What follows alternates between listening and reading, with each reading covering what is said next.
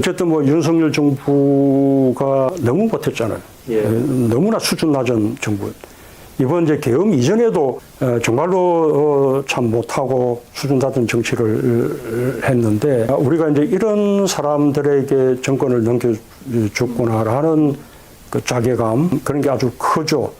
그런 모습을 볼 때마다 좀 국민들한테 참 송구스럽고요. 거기다가 이번 이제 탄핵 계엄 사태가 생기고 나니까 정말로 이 자괴감을 이루 말할 수가 없고 정말로 좀 잠을 자기 수가 없을 정도로 국민들의 송구한 마음이에요. 예를 들면 이제 윤석열 당시 이제 검찰총장에 대한 어떤 징계 이런 과정들이 그렇게 잘 되지 않고 엉성하게 되면서 거꾸로 이제 굉장히 많은 역풍을 안고 그 바람에 이제 윤석열 또 검찰총장을 정치적으로 아주 키워준 거죠. 네.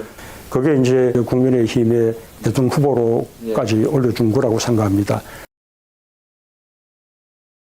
콕 집어가지고 손준성 수사정보정책관은 유임시켜달라라고 세게 항의가 들어오는 거예요.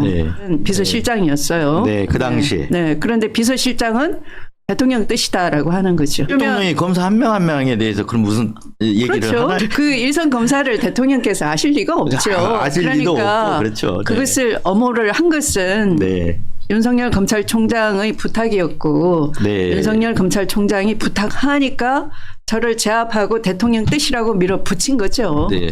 그 윤석열 검찰총장과 노영민 비서실장 간에는 따로 이런 어떤 뭔가 친분이라든가 이런 게 있었나요? 그거는 저는 상당히 친하다고 들었어요. 네. 청와대 관계자가 그렇게 얘기를 하더라고요. 출연하는 패널들에게 그러니까 민주 진보 진영 스피커들이 있잖아요. 청와대에서 장관이 그 잘못한 거다. 징계 절차도 잘못한 거다. 위법한 거다. 이렇게 보는 쪽으로 말을 하라라고 그런 하나의 지침 같은 거죠. 그런 걸 말해서 정말로 그렇게 믿고 방송에서 저를 열심히 비판을 했다는 거예요.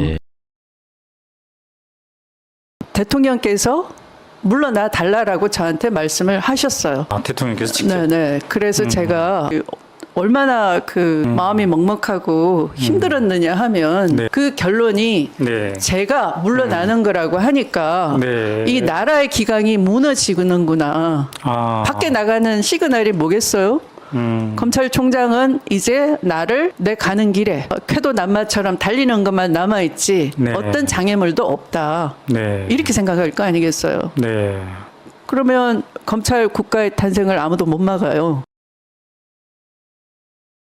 그리고 윤석열 총장이 그냥 문재인 정부의 검찰총장이다.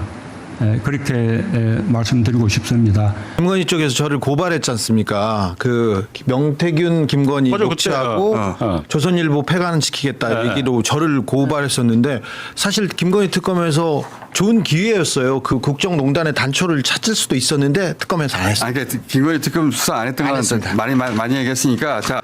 지금 그 마지막에 용산 대통령실에 꾸려진 사람들 중에 수석이나 중요한 자리에 있는 비서관들, 왕 비서관들 다 윤석열보다는 김건희 라인이었고 김건희가 임명한 사람이었습니다. 그래서 이 주진우 기자님도 김건희 잘 알아요. 사실 지금 아무 소리 안 하고 계시지만 잘 알죠.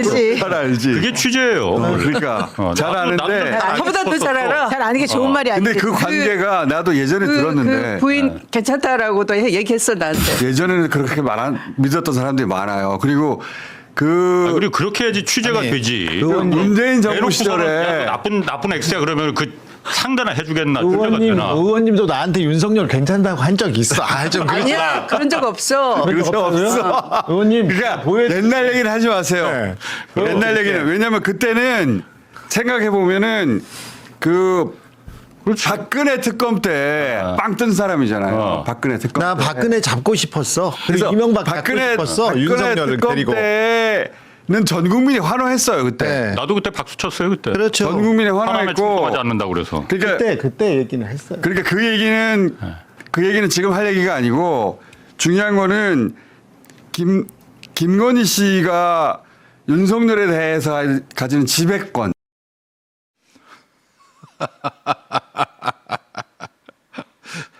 급하게 수습을 하려고 하지만 수습이 잘 안 되네요. 예, 그죠?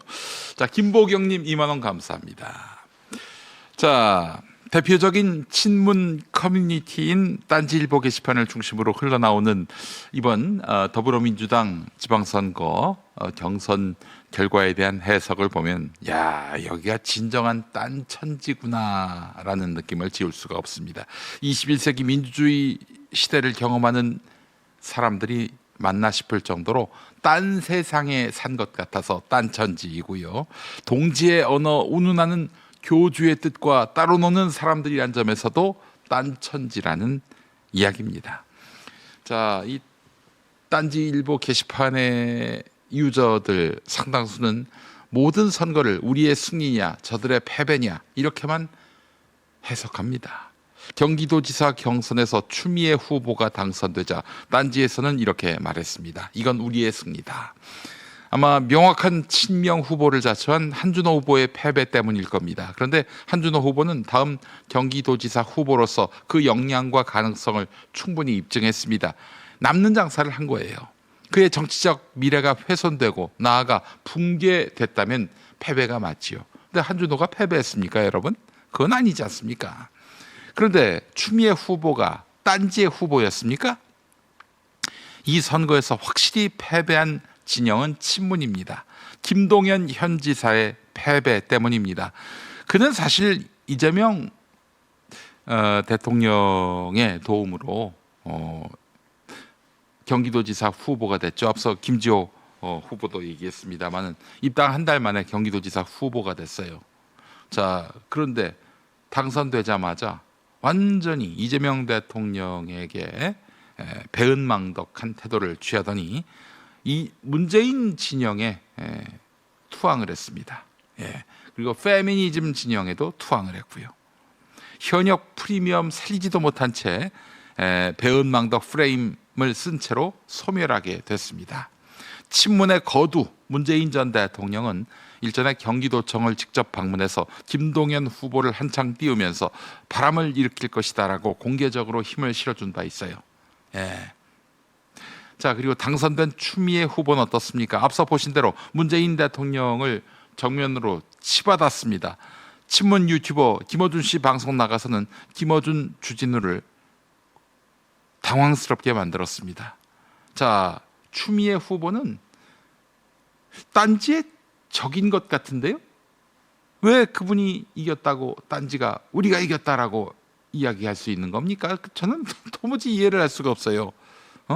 이제 와서 추미애 후보 친한 척하면은 동지가 되는 겁니까?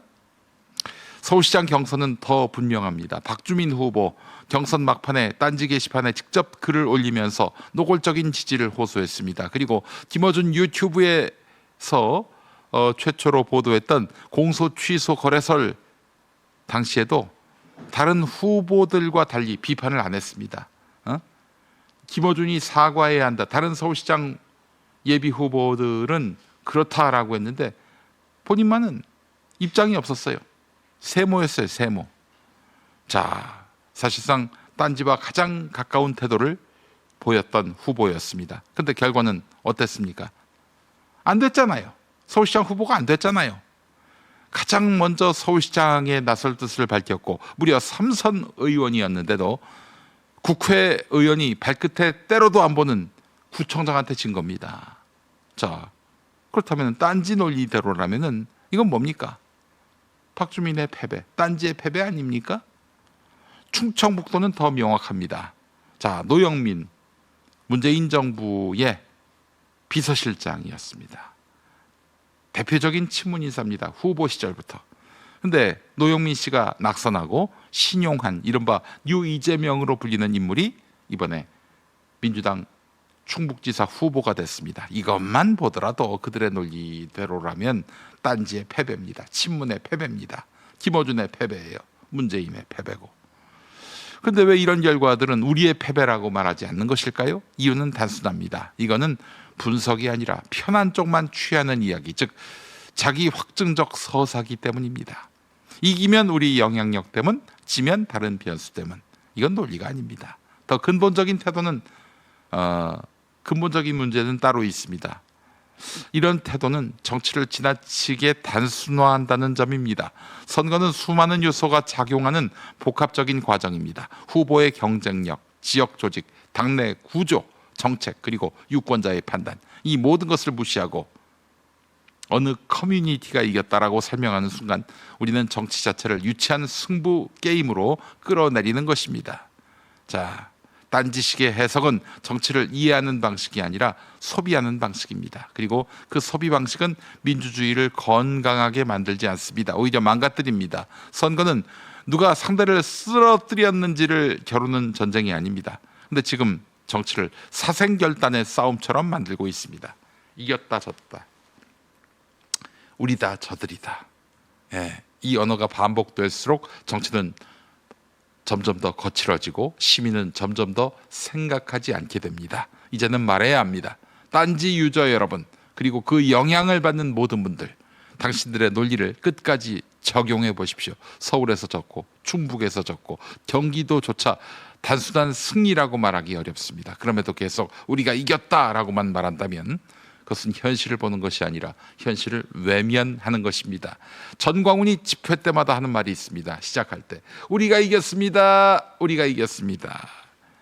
여러분은 그때 아멘으로서 화답하는 전광훈의 신도와 같은 존재입니까? 그런 의미에서 보면 딴지는 패한 것입니다. 웃음거리가 됐으니까요. 민주주의는 자기 편이 이겼다고 환호하는 체제가 아닙니다. 왜 그런 결과가 나왔는지 끊임없이 질문하는 체제입니다. 그 질문을 포기하는 순간 우리는 시민이 아니라 단순한 신도가 되는 것입니다.